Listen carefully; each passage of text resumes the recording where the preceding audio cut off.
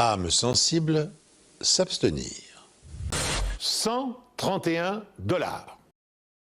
Ainsi, peut-on imaginer qu'un homme ayant été frappé à la tête de 16 coups de hache puisse bondir sur ses pieds, s'habiller et se rendre dans la cuisine pour s'y préparer un petit déjeuner avant de s'effondrer dans une flaque de sang? Si vous répondez par la négative, c'est que vous ne connaissez pas encore l'histoire que je m'apprête à vous raconter. Oh, il dispose d'au moins 25 ans de tranquillité pour y réfléchir. 40 ans. Il aura fallu 40 ans. Ainsi s'achève cette enquête exemplaire. Ainsi s'achève cette pénible histoire. Ainsi se termine cette pitoyable affaire. Lors du procès, Register expliqua au jury qu'après avoir fait l'amour sans protection, Crystal avait menacé de le dénoncer de viol si elle se retrouvait enceinte. À la fois furieux et paniqué, Register l'avait alors lardé de 31 coups de couteau. Ainsi prend fin cette émission. Je vous remercie de l'avoir suivi et je vous donne rendez-vous bientôt sur cette antenne pour un nouvel épisode des Enquêtes Impossibles. Et le seul reproche que l'on a pu lui adresser était de s'être trouvé dans l'exercice de ses fonctions au mauvais endroit, au mauvais moment. Ce qui fait d'eux de super diplômés puisqu'ils ont un niveau d'études allant jusqu'à Bac plus 15. Comme l'anticipait George Orwell dans son roman 1984, nous sommes entrés sans possibilité de retour dans le monde inquiétant de Big Brother. Parce qu'ils étaient prêts à tout pour s'accaparer une cargaison de 2500 € de moules, y compris à aller jusqu'au meurtre, les frères Bruce passeront le reste de leur vie en prison. Cette affaire ressemble à un cauchemar éveillé. Vous en conviendrez, ce débat d'experts est passionnant. Ce subterfuge va-t-il porter ses fruits? Cela ne fait aucun doute. Je dois vous avouer que cette affaire m'a désorienté. Mais enfin, il va sans dire que cette analyse n'engage que moi. Cette découverte est stupéfiante. Eh bien, aussi rocambolesque qu'elle paraisse, cette histoire est vraie. Chaque famille est une énigme, car derrière les apparences souvent trompeuses d'un bonheur tranquille se cachent des rancunes et des secrets tenaces. Apparu en 1950, le code VIN pour Vehicle Identification Number est un marquage alphanumérique qui est attribué à chaque véhicule, sans résultat. Jusqu'à ce qu'un certain Colin Pitchfork se vante d'avoir échappé au prélèvement sanguin. Comment les pièces de ce puzzle vont-elles maintenant s'assembler? Un coup de théâtre va remettre tout en question et agir comme une bombe à retardement. Alors parce que très coûteuse, cette technique reste d'un usage exceptionnel. C'est pourquoi on utilise maintenant le CrimeScope ou le Polylight, des lasers qui émettent par l'intermédiaire de fibres optiques des longueurs d'onde allant de l'infrarouge à l'ultraviolet. Dans la vraie vie, les choses ne sont pas aussi simples. Denise O'Neill, une femme de 28 ans, drogue, violence et cinéma pornographique. Cette économie de bout de chandelle va précipiter sa chute. Effectivement, c'est une terrible question que nous nous posons en conclusion de cette affaire. Elle défie toute logique. Elle disposait d'acide cacodyllique dans son laboratoire, un produit à base d'arsenic. Elle gît les bras en croix sur le trottoir. L'empreinte d'une semelle de chaussure imprimée dans la chair d'une tomate écrasée. Dans un appartement, une famille de 3 personnes, un couple et leur fille âgée d'une vingtaine d'années, avaient été massacrés. Le lustre du salon avait été arraché et dans les mares de sang qui maculaient le sol, les enquêteurs avaient retrouvé des empreintes de pieds de gorille. Et ce n'est pas tout. Interrogé à nouveau après son arrestation, Massé a reconnu avoir torturé et tué 37 chats, 29 chiens et 6 vaches. L'étui d'un viseur de fusil, un gant de couleur violette, une raclette à givre, des empreintes de semelles de chaussures et de pneus. Extraordinaire coïncidence, vous en conviendrez. Les cassettes du FBI révèlent que Tina a bien été assassinée de sang-froid par ses parents au prétexte qu'elle travaillait dans un fast-food et qu'elle avait un petit ami noir. La seconde histoire commence par une formidable explosion, une détonation extraordinaire. Les policiers concluent avoir affaire à un gorille. Un gorille qui aurait emprunté un ascenseur pour grimper au 16e étage de l'immeuble, qui serait parvenu à forcer la porte de l'appartement et qui se serait emparé d'un couteau pour massacrer une famille. Qu'il soit gazeux ou liquide, le principe reste le même. Il a défoncé le crâne d'une grand-mère âgée de 69 ans à coups de marteau. Il est tard. La nuit tombe. Avec sa barbe poivre et sel et sa taille rebondie, John Wayne Boyer inspirait confiance. Après avoir martyrisé l'ours en peluche de sa sœur, il tranche la gorge du chaton de la famille et suspend sa dépouille à un arbre. Incroyable. Cette information capitale fournit une première piste aux enquêteurs. Je vous laisse le soin d'apprécier la pertinence de cette pensée. Je vous laisse méditer sur cette interprétation. L'addiction à l'alcool ou aux drogues dures est un facteur aggravant. L'affaire a été menée tambour battant. Vous en conviendrez, l'affaire prend soudain une toute autre tournure. L'annonce de sa mort fait l'effet d'une bombe. Pour réaliser une économie de 25 cents, elle a fait capoter son plan machiavélique. Car comme le disait Michel Audiard dans l'un de ses films, l'avarice est le pire défaut qui existe. Si l'on compte ses sous, on compte aussi ses sentiments.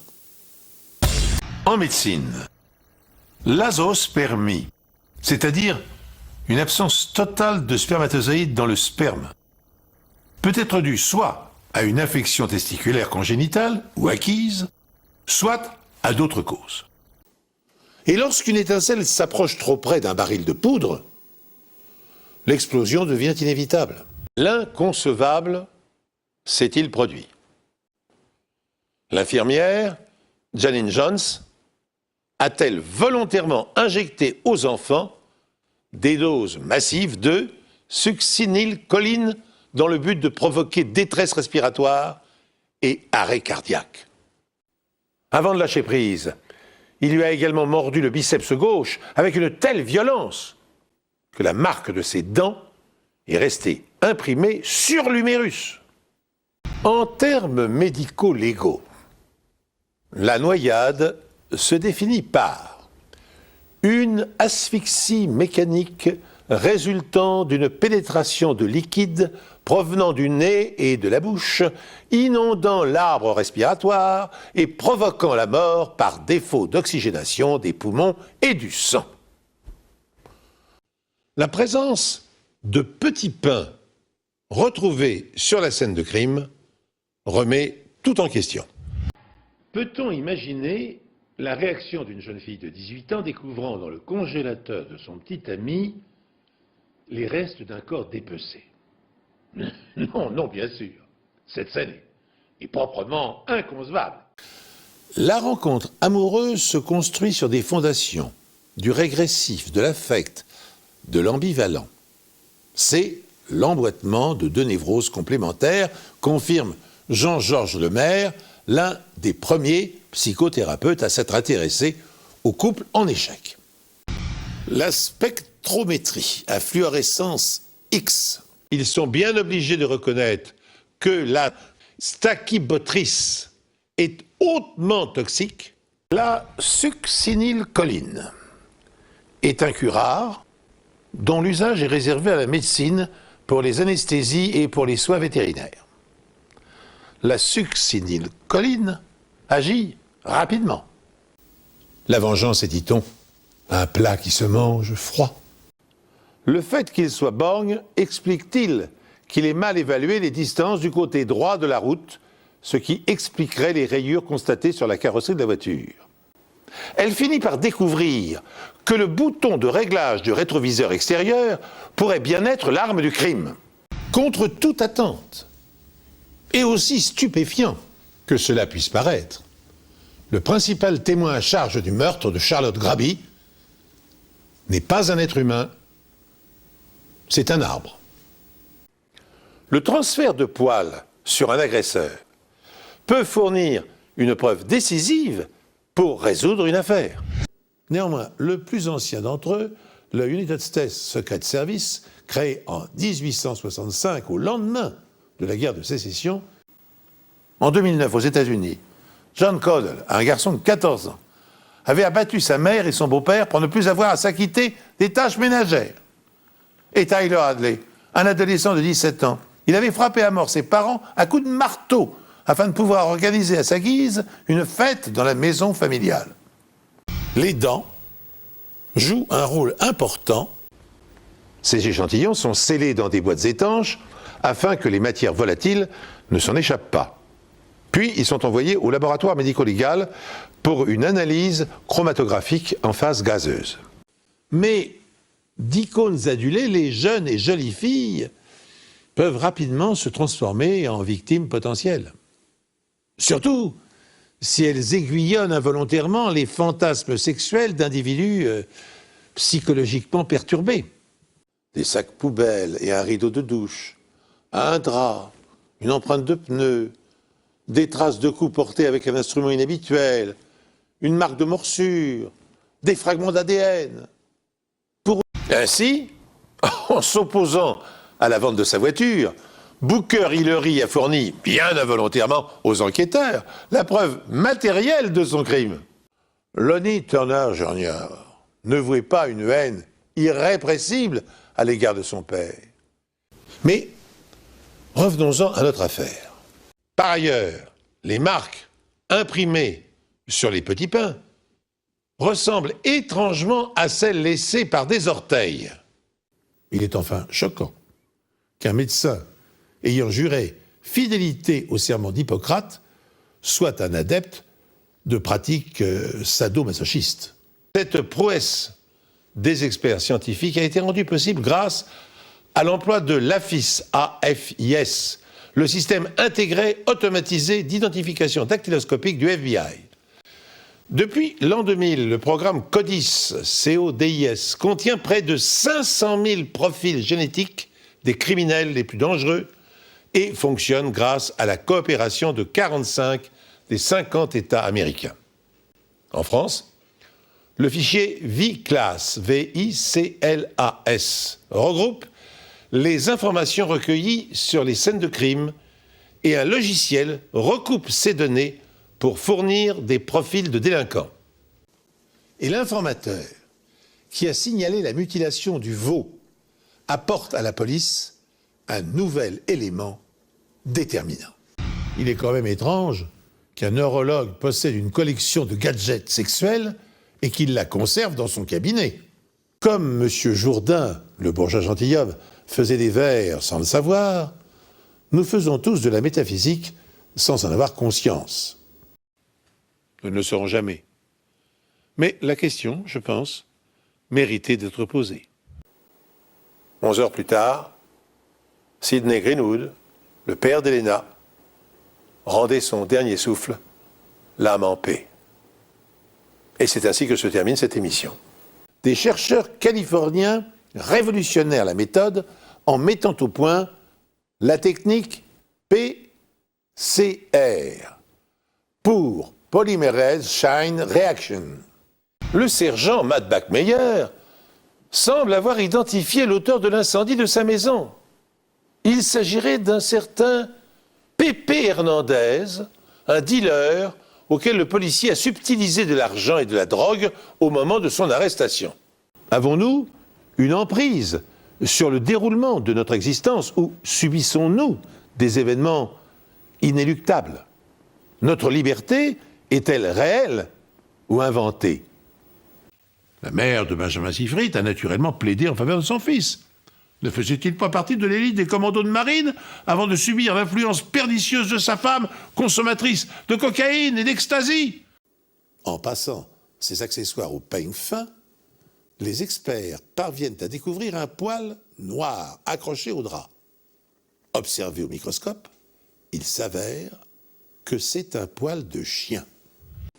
Car les experts ont constaté que les poils pubiens retrouvés dans les différentes pièces de l'appartement sont propres et humides.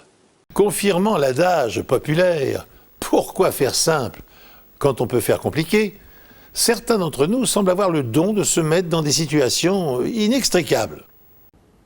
C'est en vous incitant à la prudence sur les routes que je vous donne rendez-vous prochainement sur cette antenne pour une nouvelle émission des Enquêtes Impossibles. Mais qui se dissimule derrière ce nom qui n'est sans doute qu'un pseudonyme? Mais quelle est la part de forfanterie malsaine dans cet aveu rocambolesque? Ragots et rumeurs vont bon train. Mais, si vous le voulez bien, revenons-en à notre affaire. Roy Beck Jr., l'individu qui a agressé la call girl et qui vit dans un appartement privé de lumière, est-il le colocataire de Justine Boulard? Car il est maintenant établi que les deux hommes se sont violemment disputés dans le garage et que Danny a supplié « S'il te plaît, Kev, ne le fais pas !» Sexe, drogue et rock'n'roll. De la loupe de Sherlock Holmes au microscope électronique, si j'étais cynique, ce que je ne suis pas bien sûr, je m'étonnerais de la naïveté dont font preuve certains criminels dans leur mode opératoire. Si Sherlock Holmes nous était contemporain, il troquerait sa loupe contre un ordinateur. Et plutôt que d'étudier les enveloppes des lettres envoyées par la poste, il expertiserait les cartes SIM des téléphones portables. Diable ou bon Dieu? Ange ou démon? Dr Jekyll ou Mr Hyde? Les occasions de nous réjouir sont trop rares pour ne pas vous communiquer cette statistique encourageante. Stupeur et incompréhension frappent les esprits. Sueur, salive, sang, sperme, cheveux, poils, cellules de peau superficielles. L'un affirmait que le meurtrier était un noir aux cheveux teints en blond. Un autre qu'il s'agissait d'un hispanique portant un bonnet de ski. Le troisième était persuadé que le suspect avait le cheveu châtain et enfin une femme disait avoir vu un blanc portant une perruque verte ou bleue. Au Texas, par exemple, cette technique enregistre un taux de réussite de 75%. 6 mois après le drame, les enquêteurs passent la camionnette suspect au peigne fin, comme s'ils tondaient une pelouse avec des ciseaux à ongles, pour reprendre l'expression d'un journaliste local. Toute technologie, aussi efficace et fiable soit-elle, peut atteindre ses limites. L'histoire des transports en commun se résume à un concept simple: permettre au plus grand nombre de se déplacer ensemble le plus rapidement possible sur des distances de plus en plus longues. Un cinéaste oserait-il inventer pareil scénario sans avoir peur du ridicule? Un couteau à beurre planté dans l'œil jusqu'au manche. Un spectromètre de fluorescence X permet en effet de casser les molécules, de les séparer en ions, de mesurer leur charge électrique et d'obtenir un spectre qui fournira en quelque sorte l'empreinte chimique du matériau analysé. Une bâche de chantier, des débris de plâtre desquels émergent quelques poils d'animaux. Certaines histoires commencent comme des contes de fées. Une jeune infirmière rencontre un prince charmant, il est attentionné, riche et amoureux de la nature. Il se marie et rêve de partager une grande maison pleine d'enfants et d'animaux. Car cette histoire est un voyage sans retour au cœur de la criminalité, une plongée délirante dans les tréfonds de l'âme humaine. Mais une relation à trois ne se résume pas toujours à de plaisantes pantalonnades. Bill Schneck doit déterminer si l'intérieur du coffre de la voiture de Dale Bradley était peint. Oh mon Dieu, il a tué mon mari. Noah lui devait de l'argent. Et il lui a fait un chèque. Overby est persuadé que Gene a aspergé Jim d'essence. Les policiers ont bien fait leur travail. Ils se sont aperçus qu'il y avait une empreinte de fesses sous la fenêtre, ce qui démontre qu'une personne a passé pas mal de temps assis à cet endroit.